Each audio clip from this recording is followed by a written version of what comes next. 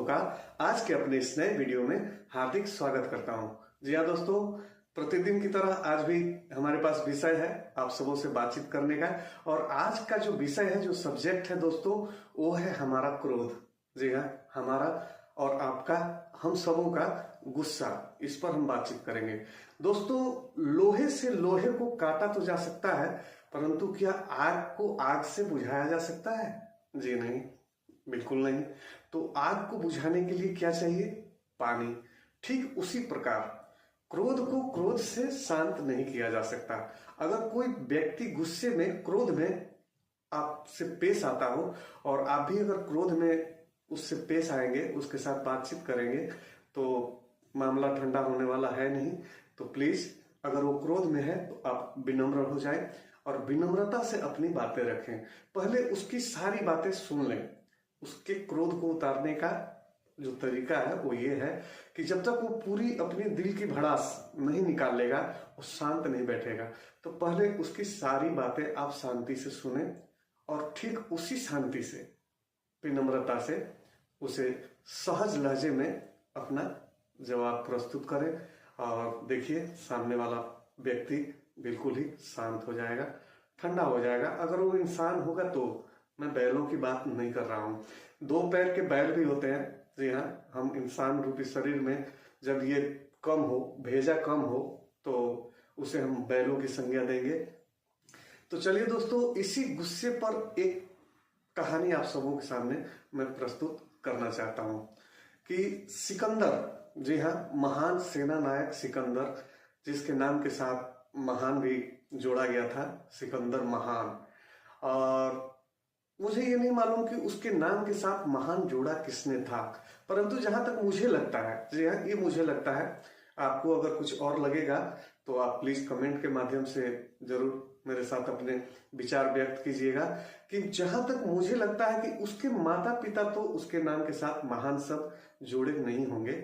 उसके कामों की वजह से, जो अधिक लड़ाइयां जीत रहा था और काफी युद्ध वो करते हुए विजयी हासिल कर रहा था, उस हिसाब से उसके आगे पीछे चलने वाले, उसके बाएं दाएं रहने वाले चमचे टाइप के जो होते हैं, जी हाँ, जिन्हें चाटुकार भी कहते हैं, तो उस टाइप के लोगों ने उसका नाम सिकंदर महान कर दिया होगा। या खुद भी वो घमंड में आकर, या अपने आप को दुनिया का सबसे ऊंचा समझकर, ऊंचा व्यक्ति समझकर, महान सेना नायक समझकर उसने अपने नाम के आगे महान लगा लिया हो। परंतु मुझे जहां तक लगता है कि दुनिया ने उसका नाम नहीं रखा होगा। उसके अगल बगल वाले चाटुकार, चापलूस टाइप के जो चमचे उसके कारिंदे थे, उन्होंने ही उसके नाम के साथ सिकंदर महान जोड़ा। तो दोस्तों, सिकंदर महान जो है वो मिस्र, यूनान और भारत के कई भागों में लड़ाई करके, युद्ध करके और थक चुका था, ऊब चुका था। और अब वो ये सब कुछ खत्म करके, मार काट, लड़ाई, युद्ध खत्म करके और अपने देश लौटना चाहता था। जी हाँ, स्वदेश अपने वो जाना चाहता था। और जाने से पहले भारत से एक किसी बुद्धिमान टाइप के व्यक्ति को अपने साथ वो ले जाना चाहता था। तो उसके चमचों ने ही, जो है, जी हाँ, जो चाटुकार थे उसके आगे पीछे चलने वाले, उन्होंने ही उसे ये बताया कि पास के ही एक जंगल में ऐसा व्यक्ति है, एक ऐसा साधु है जो काफी ज्ञानी है, काफी कुछ जानता है, तो आप चाहें तो उसे ले जा सकते हैं अपने साथ। तो बस ये सुनने की देर थी और सिकंदर महान जो था वो अपनी सेना लेता है और दल बल के साथ पहुंच जाता है उस जंगल में। तो पहुंचने के बाद वो देखता है कि साधु जो है वो ध्यान मग्न बैठे हुए हैं और ध्यान में है। थोड़ी देर बाद साधु जी की आंखें खुलती हैं तो सामने सिकंदर को खड़ा देखते हैं।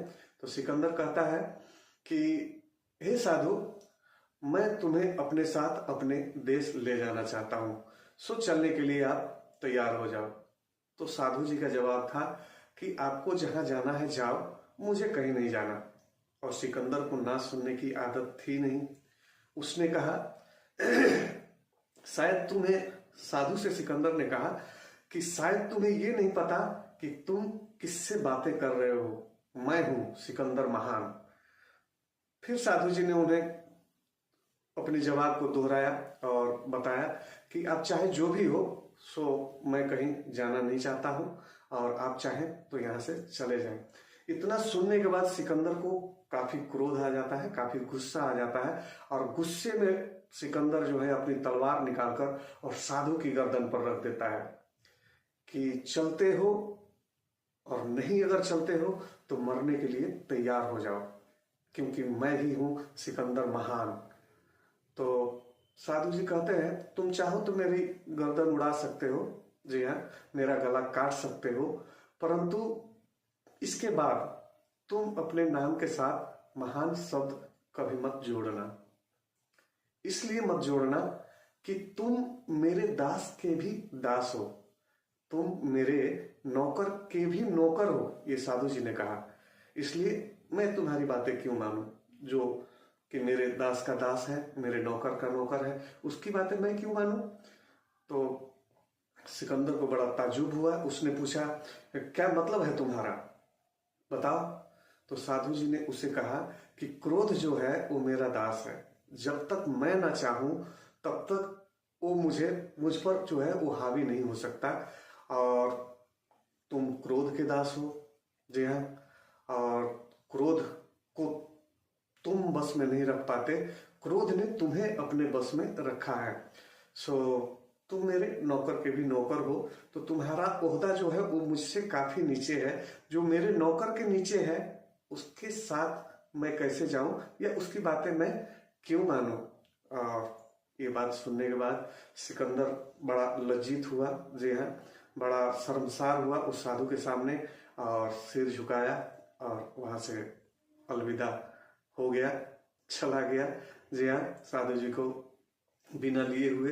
तो दोस्तों कहने का मतलब यही है कि अगर आप क्रोध को वश में नहीं कर पाते, क्रोध आपको वश में करता है, तो इसका खामियाजा भी आपको लाइफ में चुकाना पड़ेगा। कभी कभी बड़ा खामियाजा भी चुकाना पड़ता है। और जब आपका क्रोध शांत होता है, जब आप ठंडे दिमाग से सोच पाते हैं, तब आपको लगता है कि आपका जो वो क्रोध था वो नाहक था, बेकार था, वो ना करने से भी काम निकल सकता था, परंतु जो आप कर चुके हैं अब उसकी भरपाई नहीं हो सकती थी। तो दोस्तों क्रोध के वक्त होता क्या है कि दिमाग जो है हमारा, दिमाग पूरे बॉडी को कंट्रोल करता है और ये पूरी बॉडी जो है, पूरा शरीर जो है वो दिमाग से संचालित है।